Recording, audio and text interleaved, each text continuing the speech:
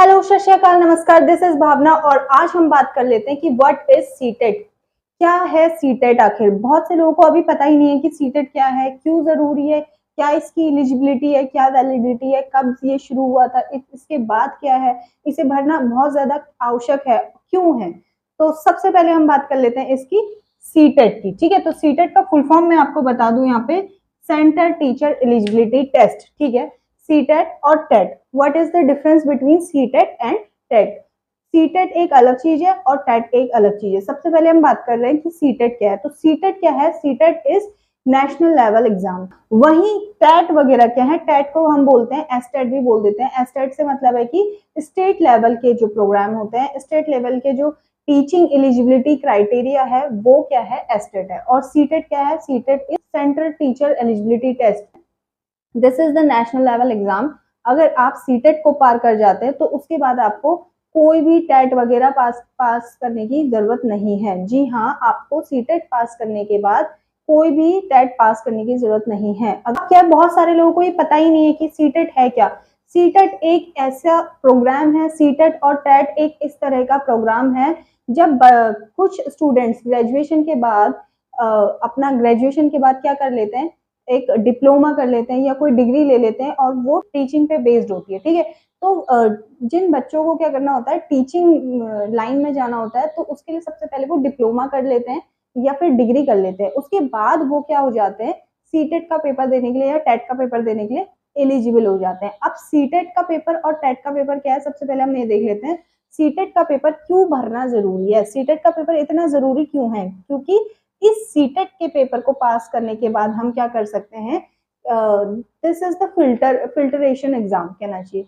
इसमें क्या गया, सीटेट क्यों इतना जरूरी है, मैं आपको ये बता दूं कि सीटेट इसलिए जरूरी है कि जितने लोग पीछे से, जितने अभ्यर्थी, जितने एस्पिरेंट है जो कि टीचर बनना चाहते हैं, वो क्या है, अपने पहले वो डिप्लोमा कर लेते हैं, जैसे डीएलएड वाले हो गए, जैसे और बीएड वाले हो गए कुछ लोग, है ना।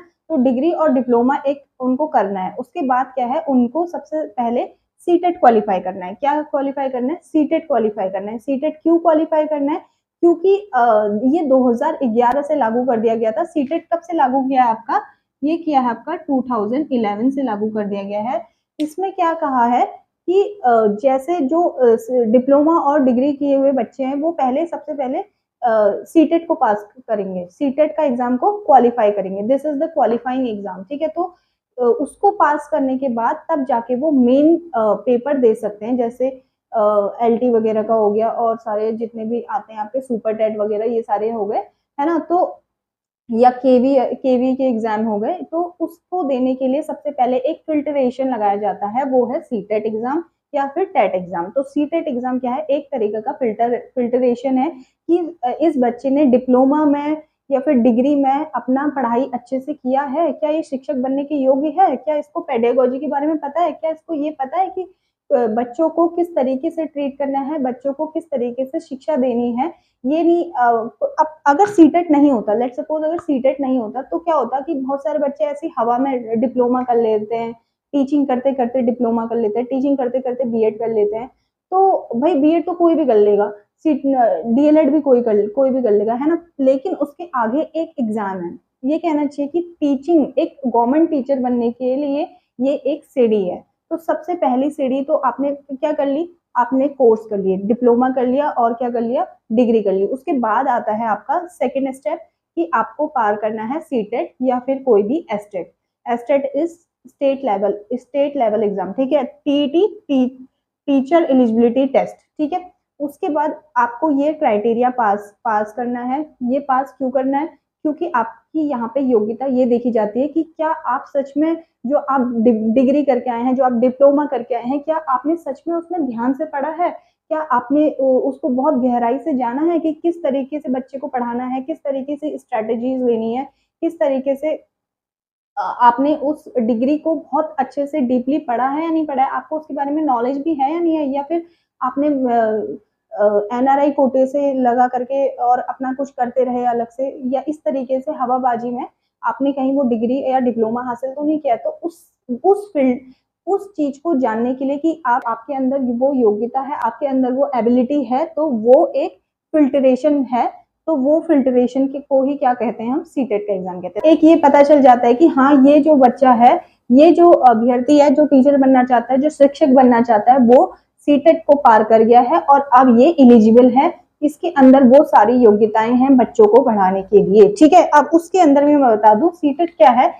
इसके अंदर भी आपके दो लेवल होते हैं, लेवल 1 और लेवल 2।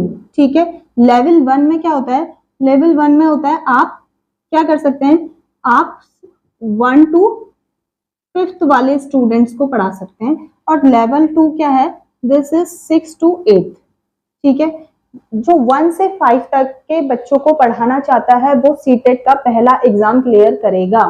ठीक है, उसको अब बेसिकली क्या किया कर दिया गया, इससे पहले साल से क्या कर दिया गया, जो 1 से लेकर के 5 तक की कक्षाओं को पढ़ाएगा उसको डीएलएड वाले ही बच्चे भर सकते हैं। ठीक है, जो डीएलएड क्या है, DLED, DElEd is diploma in elementary education. ठीक है, डीएलएड क्या है, डिप्लोमा इन एलिमेंट्री एजुकेशन। ठीक है, ये डिप्लोमा किए हुए बच्चे हैं, वो कहाँ से कहाँ तक पढ़ाएंगे, 1 से लेकर के 5 तक का पढ़ाएंगे। तो उनको क्या करना है, सबसे पहले सीटेट का लेवल 1 एग्जाम उनको क्लियर करना है। ठीक हो गया। अब बात आती है बीएड वाले। अब बीएड वालों के लिए वो हटा दिया गया, पहले बीएड वाले भी कर सकते थे, प्राथमिक कक्षाओं को पढ़ा सकते थे, लेकिन अब क्या कर दिया गया है कि बीएड वाले सिर्फ 6 to 8 ही पढ़ा सकते हैं। तो उनको क्या करना है, अपना सीटेट का सेकंड पेपर उनको क्वालिफाई करना है। This is for 6 to 8। ठीक है, तो बीएड वाले अभी तक का कहाँ के लिए, बीएड वाले जितने बच्चे ने बीएड डिग्री ले रखी है उनको सिर्फ सीटेट का सेकंड एग्जाम ही क्लियर करना है। ठीक है,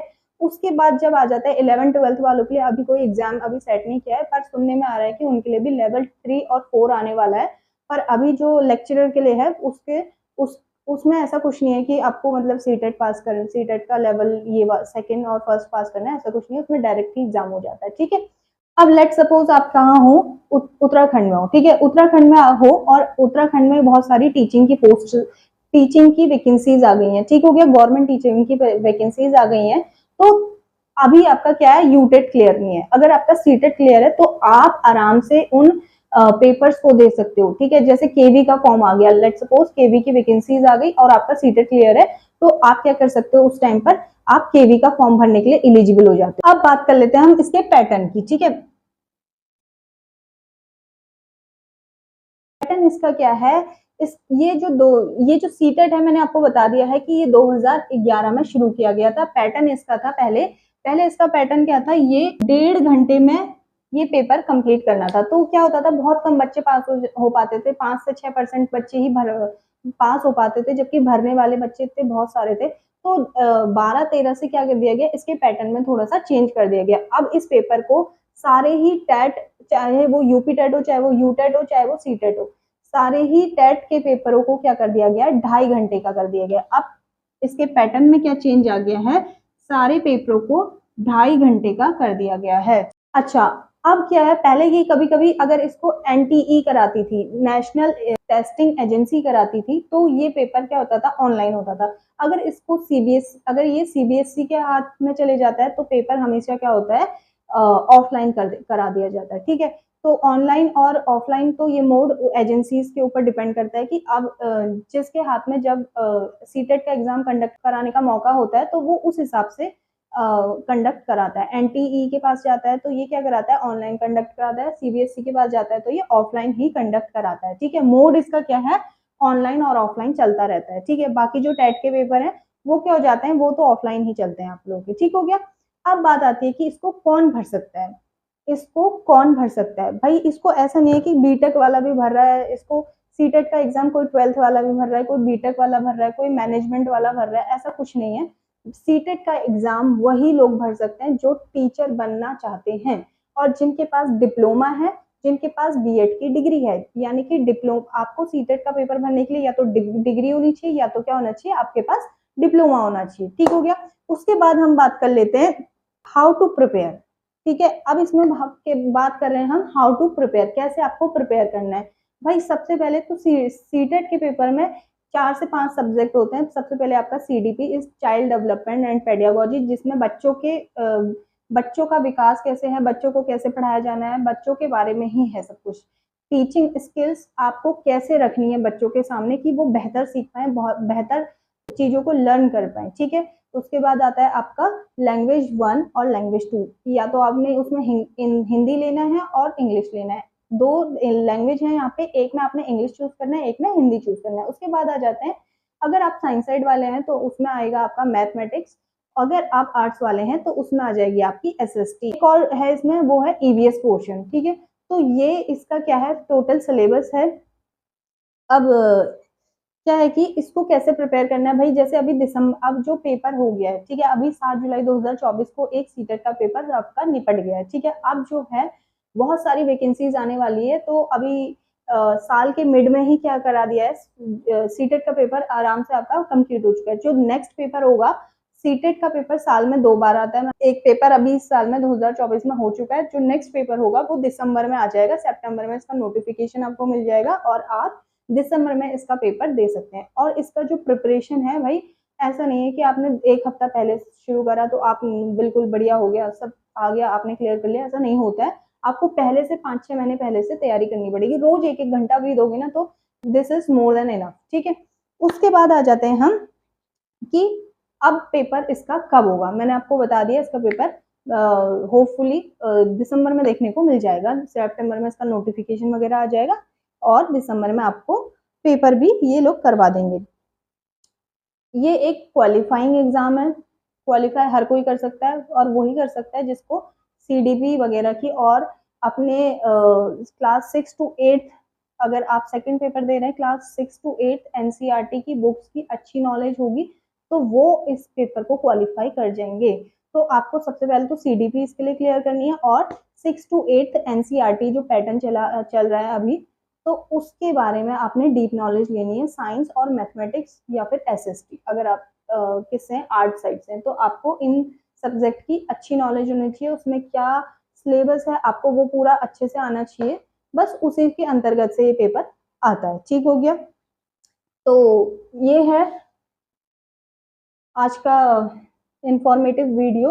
ये मैंने इसीलिए बनाया क्योंकि बहुत सारे बच्चों को ना अभी सीटेट ही क्लियर नहीं है कि किस तरीके से होता है, क्यों होता है, ये सीटेट का पेपर जरूरी क्यों है ना। और अब मैं एक बात आपको बता दूं कि टेट जो है उसे एस टेट के नाम से भी जानते हैं। जैसे लेट्स सपोज यूपी में भर्ती आ रही है, ठीक है, सुपर टेट की भर्ती आ गई, उसमें वहां अगर आपके स्टेट में अगर वैकेंसीज आ रखी है तो आपको क्या करना है, उस स्टेट के बच्चों की बात अगर मैं करूं तो उनको क्या है, या तो आपका टेट क्लियर हो या तो आपका सीटेट क्लियर हो, ठीक है। अगर आपका आपके ही राज्य में अगर वैकेंसी आई है तो आपका टेट क्लियर हो तो भी आपका हो जाएगा, ठीक है। लेकिन अगर मैं उत्तराखंड से हूँ और यूपी में भर्ती आई है और मुझे उस भर्ती को क्या करना है, मुझे उसका पेपर देना है, मुझे उसका फॉर्म भरना है, मेरा क्या होना चाहिए, सीटेट क्लियर होना चाहिए। मेरा यूटेट पास हूँ तो मैं नहीं अप्लाई कर पाऊंगी, मेरे को क्या करना है, सीटेट क्लियर करना है, ये है।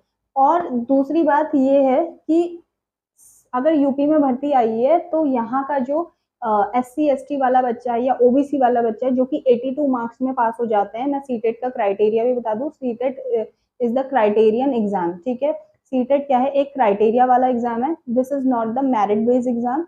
तो क्राइटेरिया क्या है, जनरल वाले इसमें 90 नंबर में पास होते हैं और OBC SC ST and other जितनी भी कैटेगरीज हैं वो 82 नंबर में पास होती हैं। लेकिन अगर यूपी में आई है वैकेंसी और आप इधर हो उत्तराखंड से और अगर आप एससी एसटी हो या अदर कैटेगरी से हो, अगर आप जनरल नहीं हो तो आपको 90 नंबर ही लाने हैं, तब आप वहां अप्लाई कर सकते हो, अदरवाइज नहीं अप्लाई कर सकते हो। तो इसका मतलब क्या है, आप ये मत सोचो कि मुझे सीटेट में 82 नंबर आ जाए, 85 आ जाए तो चल जाएगा, नहीं, आपको 90 से ऊपर ही लेकर के आओ, तब जाके आप कहीं के स्टेट, बिहार हो गया, कहीं का साउथ साइड हो गया, उत्तराखंड हो गया, यूपी हो गया, आप कहीं पे भी पेपर देने के लिए, कहीं पे भी वैकेंसीज आए, केवी की वैकेंसीज आए या किसी भी चीज की वैकेंसीज आए तो आप देने के लिए एलिजिबल हो, ठीक है। तो this is the total information about CTET और एसटेट।